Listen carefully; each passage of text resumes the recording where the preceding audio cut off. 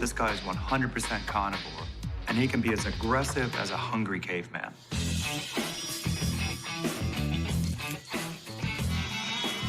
For all its killer instincts, the candy cane comes loaded with flashy accessories.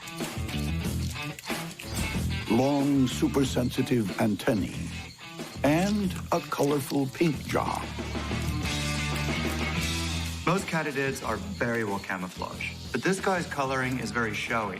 That indicates that he's from a family of confident killers.